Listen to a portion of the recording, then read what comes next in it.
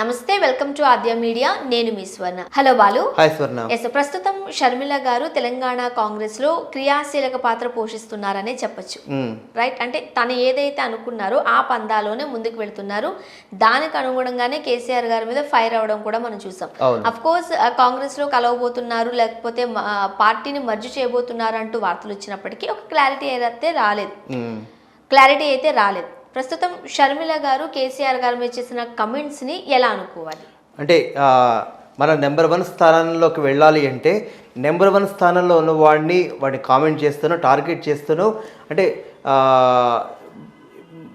ఆ స్థానానికి మనం వెళ్తామన్నట్లుగా ఏదైతే ఉందో తెలంగాణలో కూడా తెలంగాణ వైఎస్ఆర్సీపీ పార్టీ పేరుతో వచ్చిన షర్మిల గారు ఇనిషియల్ డేస్లో చాలా చురుగ్గా పాల్గొన్నారు. అటు పాదయాత్రలు అన్నారు, రకరకాల వ్యక్తుల్ని పార్టీలు చేర్చుకోవటము, ఇదంతా మనం గడిచిన దాంట్లో చూసాం.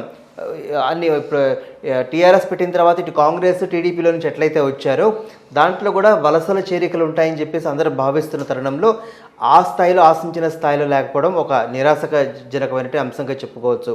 ఆమె ప్రధానంగా ఏం చెప్తూ వచ్చారంటే తెలంగాణలో కేసీఆర్ ఏవేవైతే హామీలు ఇచ్చాడో ఆ హామీలను నెరవేర్చలేదు అంటూ ఫస్ట్ నుంచి షర్మిల చేస్తున్నటువంటి ఒక ఆరోపణ.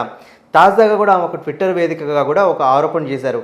ఎన్నికలు వస్తున్నాయి, కుంభకర్ణుడు నిద్ర లేచాడు, ఏదో మళ్ళీ పథకాలన్నీ ఇస్తాట, అవి ఇస్తాట, ఇవి ఇస్తాట అంటూ ఏదైతే రైతులకి 3 లక్షల రూపాయల రుణమాఫీ అన్నాడు, లేకపోతే దళితులకు 3 ఎకరాలు అన్నాడు, లేకపోతే రైతు రుణమాఫీ కావచ్చు, ఇటువంటి అన్ని విషయాలు ఏవేవైతే హామీలు ఇచ్చాడో పట్టాల విషయంలో కావచ్చు, జాబ్ క్యాలెండర్ కావచ్చు, నిరుద్యోగుల సమస్య కావచ్చు, 1 కాదు 2 కాదు, మేనిఫెస్టోలో ఏమేమి అంశాలు అయితే కేసీఆర్ వాళ్ళు టీఆర్ఎస్ పార్టీ వాళ్ళు చెప్పారో అవన్నీ నెరవేర్చకుండా ఇప్పుడు ఆమె చేస్తున్న ఆరోపణ ఏంటంటే ఎన్నికలు వచ్చినాయి, మళ్ళీ ఆ హామీలన్నీ మళ్ళీ ఒక్కొక్కసారి తిరిగి చదువుతున్నాడు, ఇదిగో ఇవన్నీ నేను నెరవేరుస్తాను అని చెప్పేసి అంటున్నాడంటూ ఒక కొత్త పాట పాడుతున్నాడంటూ షర్మిల చేసినటువంటి ట్వీట్ ప్రధానంగా.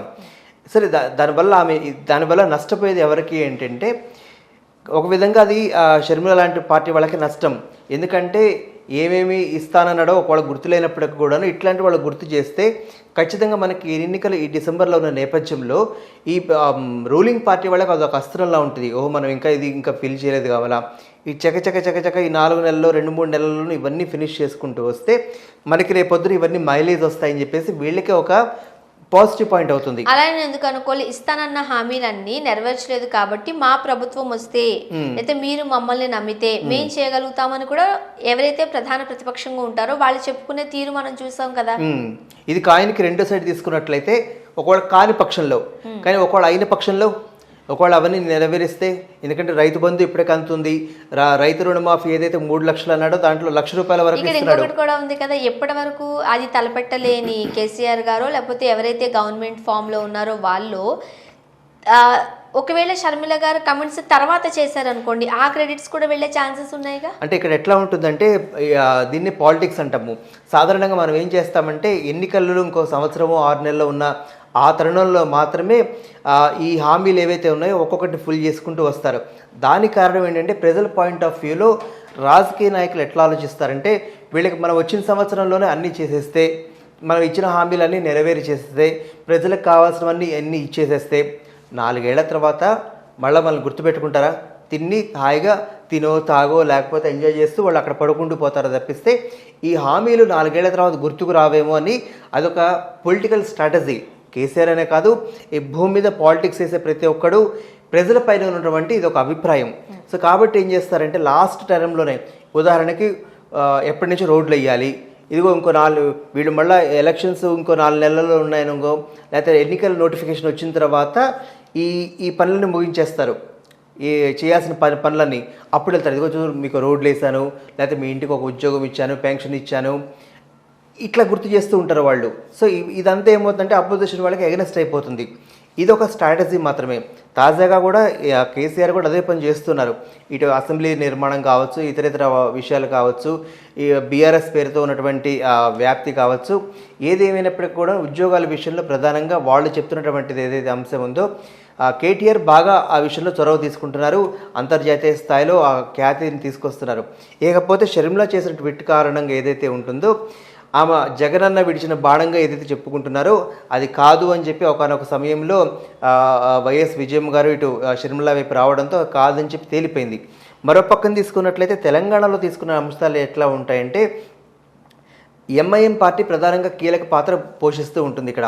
ఎందుకు అంటే ఏ గవర్నమెంట్ ఉన్నా కానీ వాళ్ళ యొక్క అండదండలు అంటామా, సహాయ సహకారాలు అంటామా, ఎందుకంటే ఒక 33% వాళ్ళు పాపులేషన్ వాళ్ళు ఉంటారు సిటీలో. హైదరాబాద్ వరకు తీసుకున్నట్లయితే ఓల్డ్ సిటీ కావచ్చు, ఇతర ప్రాంతాలు కావచ్చు.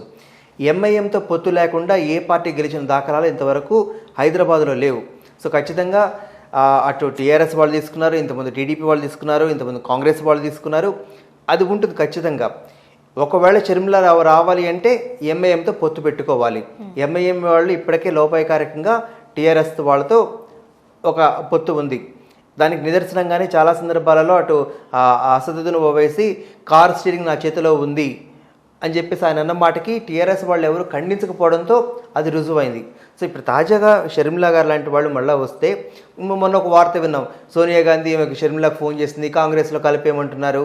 కలిపితే ఏమవుతుందంటే ఏం కాదు. ఇప్పటికే కాంగ్రెస్లో ఆధిపత్య పోరుతో కొట్టుకొస్తున్నటువంటి ఆ పార్టీ ఇంకొక మనిషి వెళ్ళి వీళ్ళందరినీ తొక్కి పైకి వచ్చేటువంటి అవకాశం ఉంటుంది. ఎందుకంటే నిజంగానే షర్మిల గారు కనుక కాంగ్రెస్ లో మర్జ్ చేస్తే అంత ఇంపార్టెన్స్ ఉంటుందా ఈమెకి? ఉంటుందా అంటే రాజశేఖర రెడ్డి గారి కాంగ్రెస్ లో ఉన్నటువంటి ఆ పలుకుబడి ఏదైతే ఉందో ఆయనకి విలువ ఇవ్వాలి అనుకుంటే ఈమెకు విలువ ఇవ్వాలి. ఏదో ఒక పదవిచ్చో లేకపోతే ఒక 2-3 ఏళ్ళు అట్లా చూపించేసి తర్వాత వదిలేసినా సరే మనం ఆశ్చర్యపోకూడదు. అసలు అది చెప్తున్నా కదా, షర్మిలకి ఇచ్చేటువంటి వాల్యూ ఏదైతే ఉందో అది రాజశేఖర రెడ్డి గారికి ఇచ్చినట్టుగానే మనం భావించాలి. ఎందుకంటే ఆయన కూతురు గారిని అందరికీ తెలిసి తప్పిస్తే షర్మిలకి అంటూ ఒక ప్రత్యేకమైన గుర్తింపు కానీ ఆమెకంటూ ఒక ప్రత్యేక కోటరీ ఏం లేదు.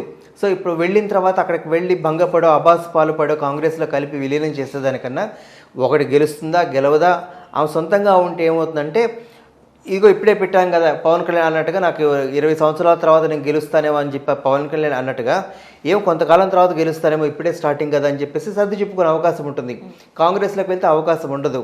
అప్పుడు ఏమవుతుందంటే మళ్ళీ రేవంత్ రెడ్డి లాంటి వాళ్ళు లేకపోతే మన కోమటిరెడ్డి వాళ్ళ లాంటి వాళ్ళు ఉన్న దిగ్గజాల మధ్య అసలు వెలవెలబోతుంది. ఈ మధ్యకాలం చూస్తుంటే ఆమెకు అంత పెద్ద వాయిస్ కూడా రావట్లేదు, కొంచెం ట్రోలింగ్కి బాగా గురవుతున్నారు షర్మిల గారు. ఈ నేపథ్యంలో కేవలం ఉనికిని చాటుకోవడానికి మాత్రమే కేసీఆర్ని ఒక మాట అంటాము, లేకపోతే ట్విట్టర్ పెట్టడము. అమ్మ చూసాం కేటీఆర్ అంటే ఓహో కేసీఆర్ కొడుకా. సో ఇటువంటివన్నీ ఏమవుతాయంటే షర్మిల గారిని ఆమె యొక్క చరిష్మాని కొంచెం వెనక్కి వచ్చేలాగా ఆమెదే ఉంది. సో తాజాగా ఆమె చేసిన ట్విట్టర్ వల్ల అటు బీఆర్ఎస్ కానీ కేసీఆర్ కానీ అసలు ఏం పెద్ద ఫరక్ పడదు. ఇంకా చెప్పాలి అంటే ఇట్లాంటి వాళ్ళు చేసే స్టేట్మెంట్స్ వల్ల మేము ఇంకా ఇవి బాకీ ఉన్నాం కావాలా వాళ్ళకి గుర్తుండక కాదు, కానీ ఇదిగో పోయినసారి ఆ షర్మిల గారు ఈ స్టేట్మెంట్ చేశారు, మేము ఇది చేసి చూపించాము అంటానికి బీఆర్ఎస్ వాళ్ళకే ఒక అవకాశంగా మలుచుకోవడమే తప్పిస్తే వాళ్ళకి ఎటువంటి ఫాయిదా ఉండదు ఈ స్టేట్మెంట్ వల్ల. Thank you so much Balu. Thank you.